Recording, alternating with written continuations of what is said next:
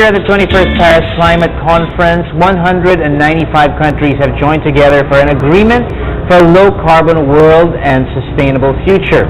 But what does this mean for countries such as the Philippines, which is no stranger to climate change and its effects? Well, today we're joined by Dr. Rodel, Lasco, Scientific Director of the OMLopezCenter for Climate Change Adaptation and Disaster Risk Management Foundation, to give us his thoughts on this matter. Plus, he'll also talk about the role of science and technology in addressing the impact of climate change. Now, that's quite a mouthful, Dr. Rodel. The OMLopezCenter for Climate Change Adaptation and Disaster Risk Management Foundation. Yeah. It sounds complicated, but really, it's a very simple mission, isn't it? Yes, definitely, Paolo. It's really science for climate-resilient communities. That's what we want to do. Right. Well, there's no more pressing issues, really, than the effects of climate change, particularly to a country like ours. Maybe we can start by sort of laying the groundwork or framework, really, so people can understand, take a few steps back, really. What are some of the bodies, really, because after Paris last December, many people sort of, how would you say, found themselves in the middle of all these complicated, terms.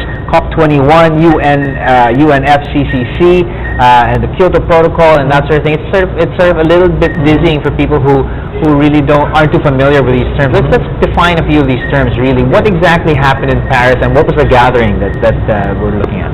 Well, Paolo, the main body, the global body that's really fighting climate change is known as the UNFCCC, or the UN Framework Convention on Climate Change. All right. Now, every year that body meets, and it's called the Conference of Parties, or COP. Okay. So COP21, COP21, is the 21st gathering of all the nations who signed under the UNFCCC. All right. Almost all nations of the world, 200 of them almost. Absolutely. I mean, these are issues that the entire world really need to be, or to come into agreement with. What are some of the key issues that were tackled in Paris, and what were some of those agreements that came to the fore? Well, the huge issue is, can we keep the planet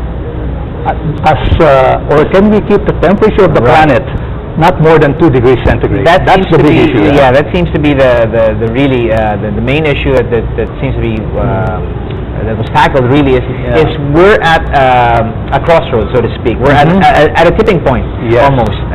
Paint a picture for us of what the climate looks like, and why is it so important that we aim for 2 degrees or less?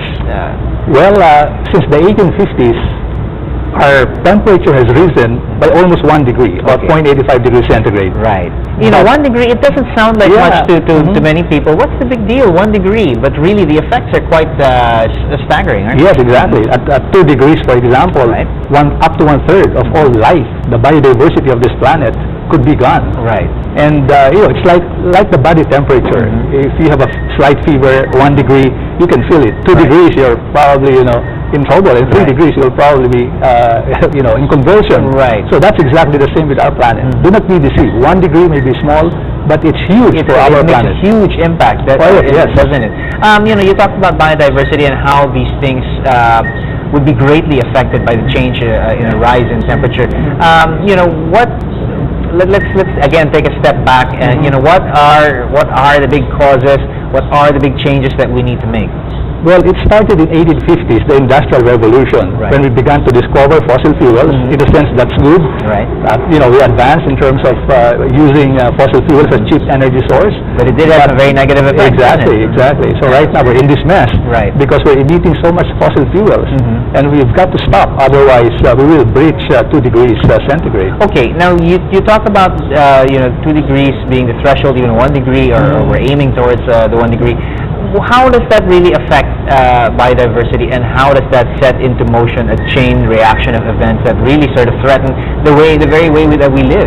Well, 2 things, Paolo. One, temperature, the other, rainfall. Right. Global warming or climate change will affect, of course, temperature. We will warm. But not only that, the weather system will be totally affected. It can mean less rainfall or more rainfall. And plants and animals depend on temperature and rainfall. Right. Now, the UNFCCC CCC, have all come together and are trying to make adjustments to previous agreements, being the Kyoto Protocol, if I understand it correctly. What exactly is the Kyoto Protocol? Well, it is a legally binding agreement that all the countries that develop or industrialized countries will reduce their emissions by about 5%. Okay. But of course, as you know, it expired, and now we're into the Paris Agreement. Right. So in the Paris Agreement, it's more voluntary. Okay. Countries volunteer that I will reduce my emissions by this much. Okay. Unfortunately, the current commitments will not be enough to reach 2 degrees. Okay. It will still be more than 2 degrees. In other words, we need to do more than what were committed initially by the parties. We're talking about hard facts here. The world, or the Earth as we know it, is it's in trouble. We know that 2 degrees is sort of that point where things will make a drastic change. We're already feeling the effects, honestly. But yet we seem to be unable to agree on making these changes that really are necessary. What are these huge hurdles that really keep us from coming together and making these agreements, and how we just seem to be unable to do it? Well, of course, it's such a complicated issue, but just to simplify, perhaps, our economy is built on this fossil fuel, cheap fuel, and now I think we are realizing we've got to find another way. Right. And that is why, renewables, green economy, low carbon economy, these are now the buzzwords for a much sustainable future. Right. Well, you are all about really sort of pointing towards science and technology to help us address the issues that we face. What are some of the big developments, and what are some of the hopeful technologies that we're hopeful can help us sort of wean us from really our addiction to fossil fuels? Well, two things. On the mitigation side, we can focus more on renewables. Okay.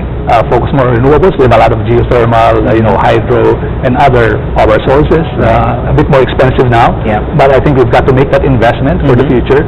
On the adaptation side, we need to use technologies like we have Project NOAA, use of remote sensing technology, early warning systems, to prepare our people for the onset of more extreme events like, of course, strong typhoons. Oftentimes regular people will say, well, I'm not a decision maker, I'm not, I don't make the big decisions. How can I sort of play a role in this big change? How can people sort of approach, making sustainable choices and that sort of thing, when they might feel like, I'm just a literal drop in the ocean. What impact can I have in the big picture? What can people be doing to sort of help? Each of us can do something. Everything is connected. Think about this. For example, if you save water, you help, because water is conveyed using fossil fuel and energy. So saving water means less energy consumption. Save on food. So wasteful on food, food production means fertilizers. Fertilizers mean emissions of CO2, carbon dioxide, nitrous oxide, N2O, a very powerful greenhouse gas, including methane. So whenever we save on paper, for example, they come from trees. The more paper we use, the more trees we cut, the more emissions. Right. I mean, I think people have to realize the role really that they play in the chain or in the cycle of things. You often question, how can my habits really have an impact on the way the world sort of works? But the fact is, if your habits multiplied by the millions of people that are in the world and the demands that we make on the environment and on our resources, it really does spell a disastrous picture. Definitely. We can all do our share. Right. Okay, well, some agreements, it's not all doom and gloom. There are some sort of steps in the right direction, and some agreements, new agreements were made in Paris last December. What do some of these agreements mean for a developing country like the Philippines? Well, I think for us, just having that agreement is huge, because as you know, for many years, this negotiation seems to be going nowhere. But finally, it's, I think, on track. So for the Philippines, this really adds a bit more, shall we say, pressure from the international side that we do. Of course, we're doing a lot of things, but this is really validating what we're doing and encouraging us to do even more. Right. There's the concept of climate justice, that's sort of also been thrown around. What are your thoughts on that term? Well, it's the first time that it's been part of the agreement. Right. Human rights, climate justice, and the Philippines push for that. Right. And that is because we don't emit a lot of greenhouse gases, Yet but we are affected. Yes. I mean, countries like ours are among the smaller greenhouse gas emitters, Yes. if that's correct. Yes. Yet we suffer greater consequences than more developed countries. So what agreements were made in Paris that sort of make this a step in the right direction, particularly for countries like ourselves that are at a very high risk to climate change? Well, you have that one, the human rights and climate justice, Then we have the loss and damage, as well as climate finance. Right. So there are a lot of things there that could potentially benefit us. Right. Although, of course, it's short on the specifics, and that's the thing. Okay. There are motherhood statements there. Right. But whether it will really happen and whether money will be available, that's, of course, another huge question. Right. Well, what's the dream scenario? We're asking basically for a larger amount to be paid out to countries like ourselves, or funding to be made available rather to countries like ourselves, so that we can use that money for what? Two things. One is, again, to shift from a bit of high carbon emissions economy to a lower carbon economy. Okay. But secondly, and perhaps more importantly to us, is adaptation, that we can adapt to the impacts of climate change. Okay. All right. Well, in terms of the Center for Climate Change and Adaptation and Disaster Risk Management Foundation, what are the key steps or the next steps that we're looking forward to, and where do we go from here after Paris, and what's the future for our country in terms of disaster risk management and more sustainable energy solutions?